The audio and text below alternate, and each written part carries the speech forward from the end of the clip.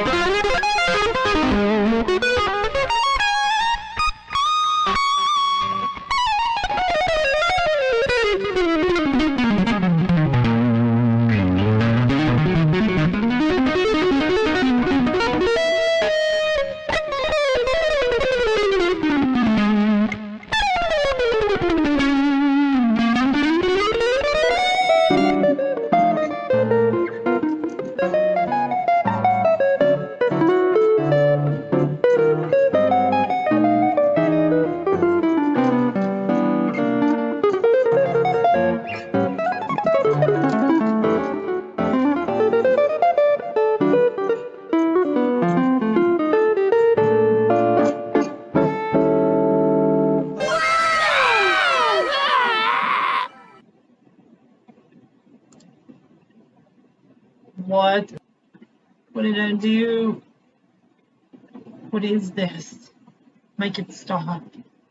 And here we are once again. And so now someone is asking, how did you develop your chops? And what are you thinking about when you're improvising, etc., etc.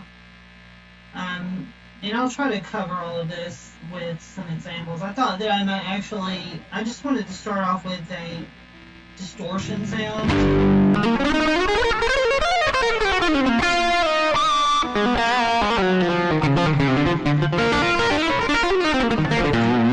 And I'm using a pick because I wanted to demonstrate. Someone asked me, how did I develop my chop?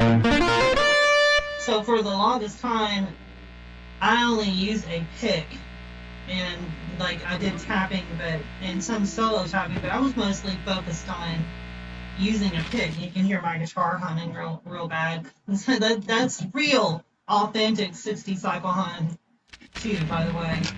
At no extra charge. I'll put on the neck pickup.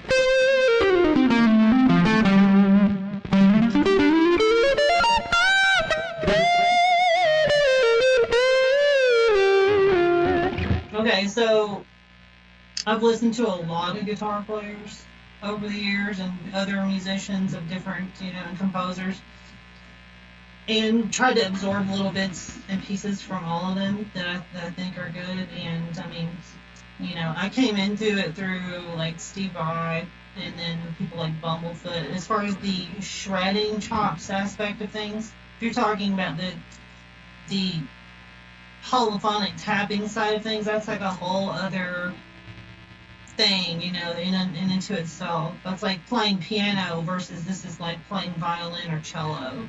It's kind of the differential between that. And so it's kind of a Mozartian dichotomy of playing a polyphonic instrument in what is typically thought of as a more center stage lead instrument.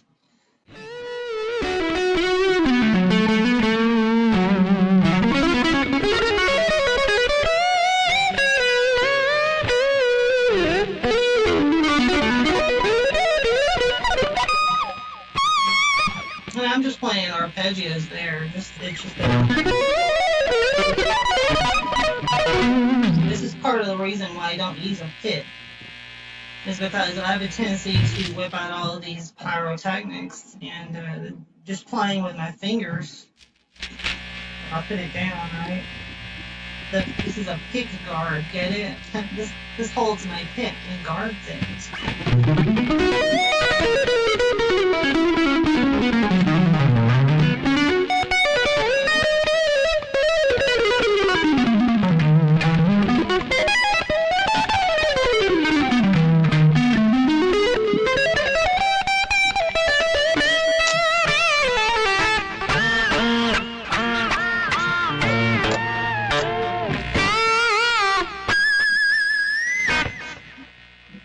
crank that guitar. What am I thinking about when I'm doing this? The mood, I guess.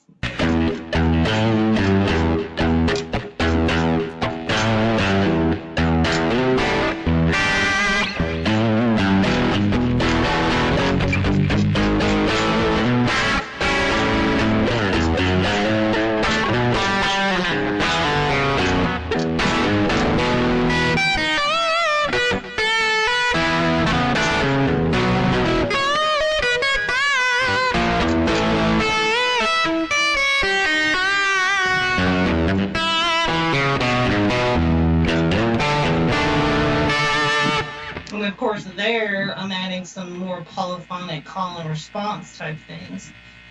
And there,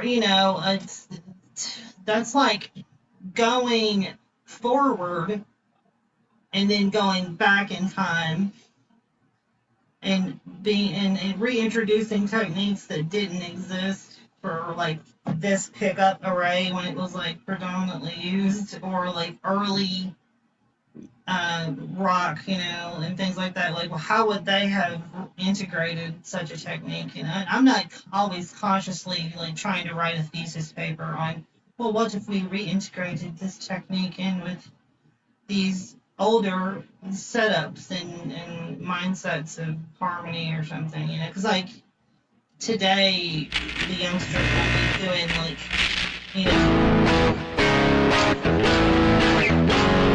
like their fifth harmonies, like stacked fifths or whatever, or like some other type of thing. Like I was learning this, so I don't know if I can even do this with a pick. I'll do it. There's this Tosin Abasi etude that I saw.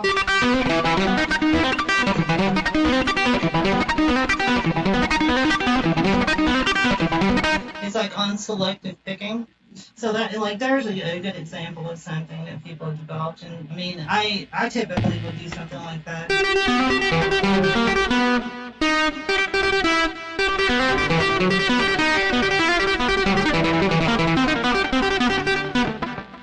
Maybe.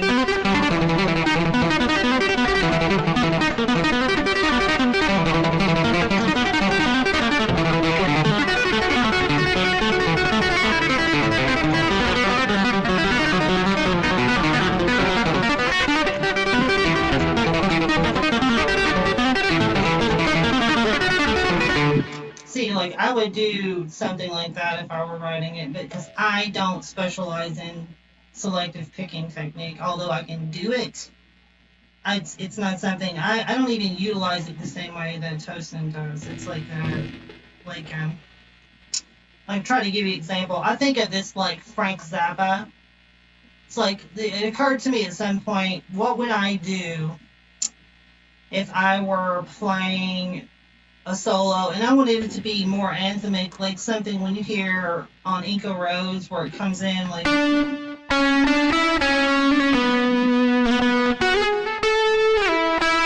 that's not even the right key, but like that, and also some of the more intervallic things that he wrote that were very rhythmically precise and also created T-U-T-T-I across an entire group of ensemble instruments. And so like, I was thinking to myself, what would I do if I wanted to improvise a Zappa-like passage for a thing, rather than play a bunch of guitarisms or listen to all of the cool sweep picking things that I just have been practicing. Like, what would I do in a selective picking that he's developed, which is it's like an extenuation of Victor Wooten's double thumbing, open hammer plucks stuff. It's like a continuation of it, which is great. That's the way music and life and everything and technology work. But so doing that, like, so if we were playing, like, let's just say this is my pick.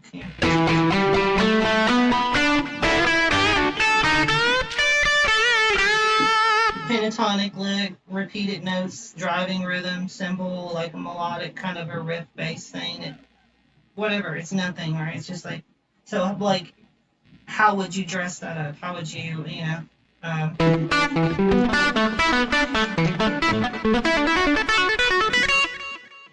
you see, it's got that like, oh, you can almost hear Ruth Underwood playing. You can almost hear like Zappa's thing. It would be like in St. Alfonso's Pancake Breakfast or something like that. Would So like the selective picking in that particular instance, I never called it that, even though I developed something similar. Uh, uh, like I just do it like that, or.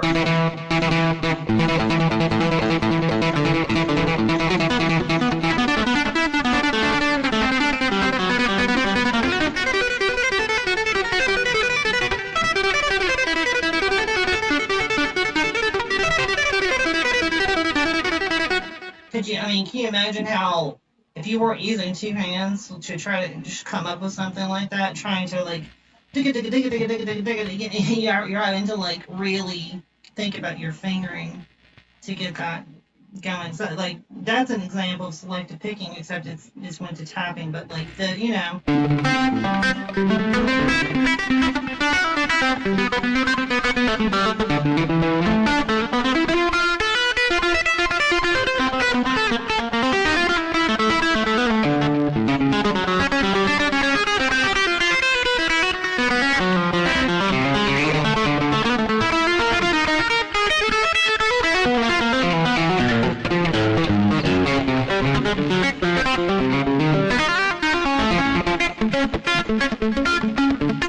And I should mention this, like another example of something is like, I was trying to develop a similar technique from listening to Bela Fleck's banjo parts on certain things.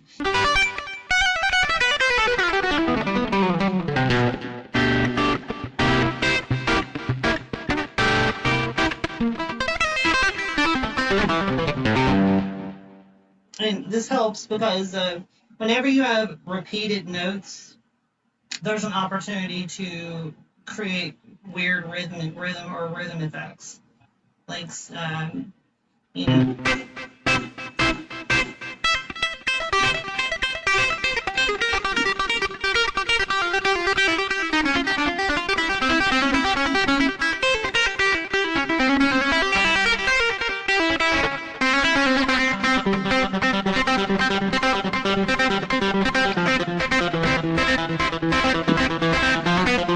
So on the other side of the coin, if we're talking about like clean playing and that type of more polyphonic type of thinking, because that's one of the benefits of using a clean sound is that you can integrate your polyphonic playing without any weird cross chatter from your magnetic pickup distortion. So what am I thinking about when I'm improvising? This is like a very confusing thing to discuss, actually, and this would be like its own video, really.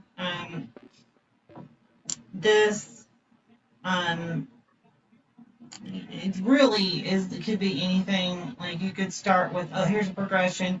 Here's a melody, here's a rhythm, here's various of them at the same time. It's like building a puzzle with only so many pieces that you can see, right? And then, like, how quickly does that come together? I know that there's certain things you wouldn't want to try because you are not biologically familiar with how you would do it, without some practice. So there's some consideration, but by and large, if you've got your technique together, if you've thought about this when you were starting, after you've gotten so advanced to a certain stage, like starting to think about your technique, like what would you have trouble doing? Could you do play thirds and scales,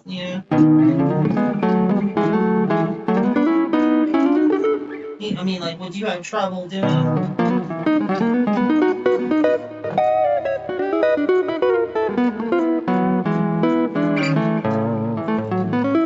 Would you have trouble doing like harmony fast like that in certain modes, or is it just like the technical aspect of just playing lead? But what do you do when you're adding like a whole other thing to it, which is you're playing your own accompaniment with your left hand, or you're using both hands, or you're doing more advanced finger style type stuff, you know.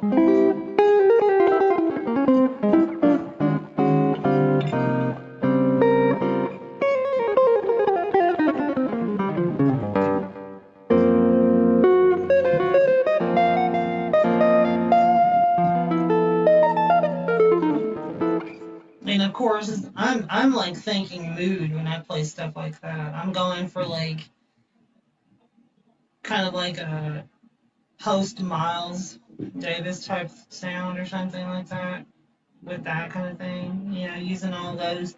It's those chords that have tritones and stuff in them, suspended chords with tritones in them, which is this is a major 7, sharp 4 or sharp 11 in B major 7, sharp 4 or sharp 11, whichever way you want to look at it. But you could do it here. You could.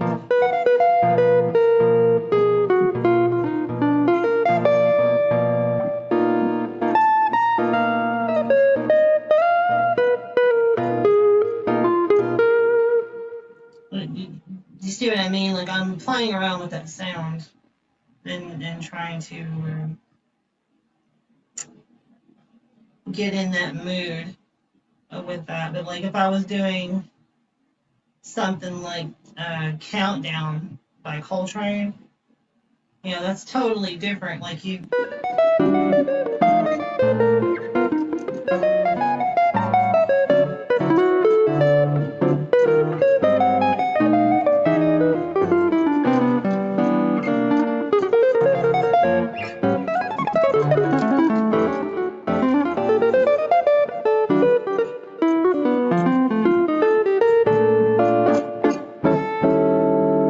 Let's give it a go. It's been a while since I played that tune.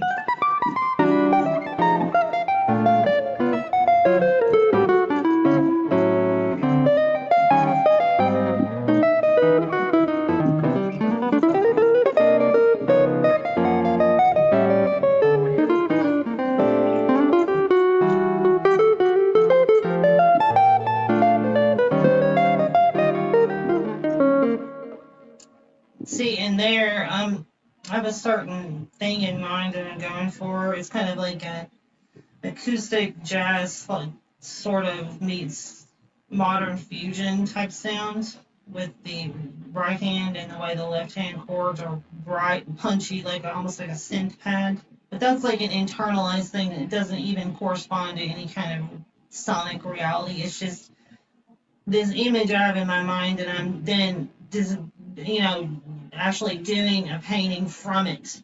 You can do it different ways. I mean,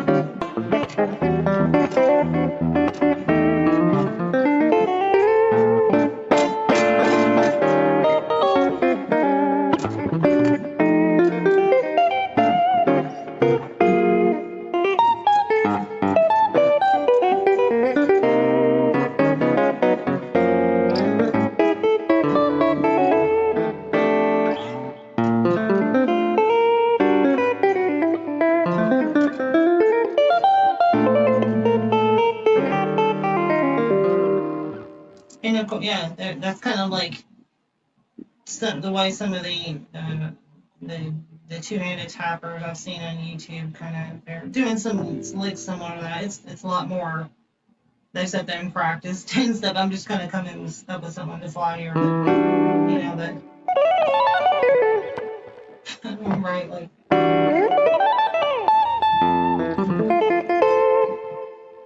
um. So yeah, I mean there's just so much music and musical possibilities out there. Like a lot of people, that's the reason why I went back to using a six-string guitar because I used to play seven for a long time. And the reason why is because there's so much stuff that you can do with just a six-string guitar, especially when you can you can put your two lower strings down an octave. It covers your range very well. I mean, and then of course you can also go up an octave with various pedals and stuff like that for that real high violin range type playing if you need it. And aside from that, just all of the crazy possibilities that you have with the harmony and just all of the techniques that you have to learn and practice and maintain if you want to use them. You don't have time. I don't care who you are. You could be the next coming of whatever, and you're not going to be able to keep that all in your random access memory to be able to be a master of all that. You kind of have to like pick your area that you're working in and then let the gravity of that be absorbed by whatever project or songs you're writing that are using those techniques. I just don't, that's why a lot of people end up being specialists. They'll be like, I'm a tapping type person, or I play alternate picking, or I do Holdsworth type legato, or yada yada. I'm a slapper. I'm an acoustic player. I'm a classical player. I mean, you see it just goes on and on and on, and there's all these different, even other people that are doing other things too. And that's the beauty of it is that there is such diversity in it. But again, that's just somebody's asking how I do my stuff or what I'm thinking about, and that's a lot of times what it is. Because I mean, I would be inclined to just do everything polyphonic two-handed tapping, but it's much more interesting when you throw in rhythmic devices and things like that, and fingerstyle playing, and just like other techniques that aren't immediately like, oh yeah, because a lot of these things I've forgotten about. Like I just remember this, like watching B-bender videos.